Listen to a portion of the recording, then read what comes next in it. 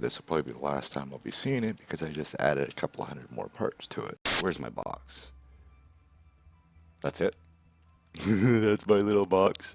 Oh my god, it's still in one. It's still together. Oh, we gotta check this out.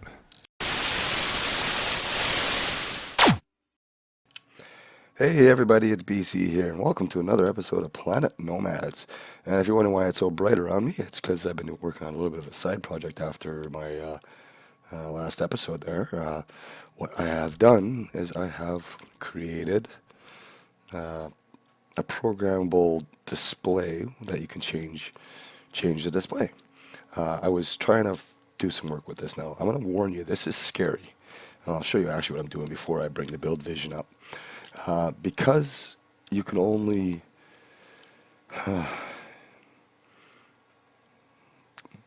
connect one source to a light or a wheel or something like that. Like you can't hook up two generators to this or two batteries or whatever. You actually have to hook this up to a switchboard. So as you can see, I have a huge wall of switchboards and I have a huge wall of lights. And basically what I did, and it took me a while, you have to connect this switchboard to that light, this switchboard to that light, this switchboard to that light. I have 192 of them here, so it was a little tricky, especially with the build vision going. But one of the reasons why I'm doing this is I've done something in Minecraft. They have this thing called Redstone TV, where it's basically the same thing. You have a display that's controlled by power signals. So you're not really making a TV, you're just changing the display on the image. Now, I'm going to show you how I've done this. These are actually set up for numbers. This is just for some other stuff. That's that one there is this one here. There is a bit of an issue with these, and I was trying to have all these set up on a control panel up front there and just have a controlling them from over there. But what happens is if all of these are on and I'm sending power to one of them, it's going to connect to that. Now, it's called a pixel. And then any other switchboards that were connected to that pixel would get power. And then it would go and light up the rest of the display. So I'd go and turn on the one, and I just have this huge white blob here and little things like that. So to do stuff like this, you really can't. You have to actually control it right from the source. So I'm warning you, it's going to get pretty bright here. And there's the build vision. So these are the numbers. And then this was the BCP. And then this was another one I did just for the hell of it. Thinking about posting in the forums just to troll crane balls. I love PN. When I do now, they're just making it so much more interesting. But I'll show you what I did with the other ones here. So then again, we got just a number pad. This is number 1, right? And we go here, we'll just turn that off. We'll go over here. This will be a number 5. I haven't actually seen how they look, so yeah, it's not too bad. I'm actually curious about how that 9 turned out. As I started with the 0 and I started working out with 1, and then by the time you start getting down here, trying to find these things is like difficult because not only do you have the power indicator, but you have the build vision that's already in place. So, you know, I was sort of using the grid. I know it's 8 high, it's 24 across, and I got to the point where I had to go and count and come back on this side and do all that stuff. But let's see how this 9 turned out. I'm actually curious about that. Aha, I missed one. As you can see, I missed 1 pixel right there, and that should have been over there because that was the last one I did, and it was so blinding I couldn't do anything about it. And unfortunately, you can't actually turn individual build visions off. But I'll just show you a little setup here. Let's actually turn all this off because we don't need that on anymore. And I'll just show you how I basically did it. I'm going to just do a small one. So we'll place that down. That's not what I wanted. Let's get in here, go into... Well, I actually need that. No, I got tons of power. I don't need that thing. Alright, so let's go to ceiling panel. And then what I'll do... hang on. There we go. We'll do it this way.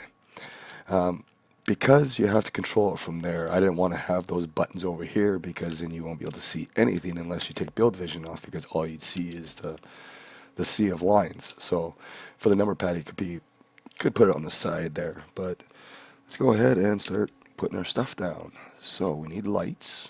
We use the front mount lights. Don't need the batteries. We have our switchboard, and that's all we need.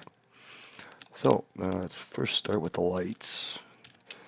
Go 1, 2, 3, 4, 5, 6, 7, 8. You get the idea. We do it that way, and then we're actually going to repeat that on the back side with the switchboards.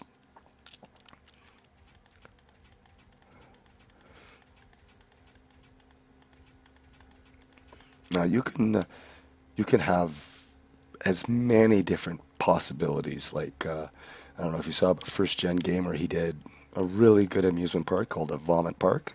This would actually be something interesting for him to set up for like a open close sign, or whatever the case may be. And then all we do is just connect that one to this one. It actually makes it easy because you can see that in the back. Now you can't really see the line too much, but you can sort of see where the lightning bolt symbol is. You can sort of see the blue dot, and that's how you know it's connected. So let me get the other 14 done, and I'll bring you back. Okay, I have all 60 of them all set up. So we'll just throw a couple of buttons down. We'll call them buttons, switches, whatever you want. Oh, let's get rid of that and put it there. And let's get rid of that.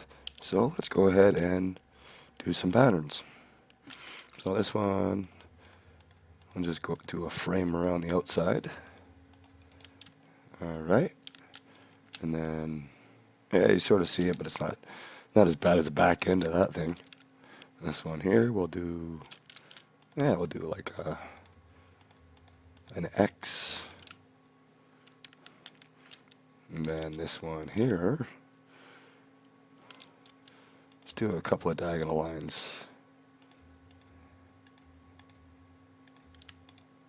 Or check pattern, or whatever that ended up being.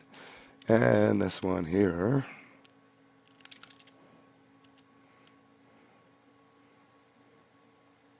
we'll just do the four corners. Alright, so now before you do anything, you have to turn these off, because if you have them on, the whole thing will light up completely, and I will show you that in a second. Then all we have to do is grab some power. Sure, I'll grab it from you. And we actually power our switches. Alright, now, it's the only drawback is you actually do see the status icons, I'll call it. But anyways, you go ahead and turn that one on. Oh yeah, I gotta turn this on first. That always helps. Alright, we turn that on, we get the outside frame. Turn that off. Turn that on, we get our X pattern. And then down here we have whatever that was supposed to be. I probably should have done those two there, but you get the idea. And then we have that one. Now, if I were to turn this one on, no, that's a bad example, actually. Let's turn this one off. And yeah, I'm trying to show you how they'll cross over. So then, oh, that's not what I wanted to do. But you get the you know what I mean. Basically, if the same pixel gets powered twice, or is connected to two active sources at the same time, the power is just going to go through, and anything that's connected to it is actually going to turn on. So that is that. That is what we have. And let's just go ahead and let's actually do this one. Turn that on, turn that off. See, realistically, like I said, I could have these on the side of the panel, but then I'd have to reprogram everything. Well, there we go. There's our LED displays. I'm going to call the episode here. Thank you all for watching. I hope you enjoyed. If you did, leave me a like, and I'll see you in the next one. Later.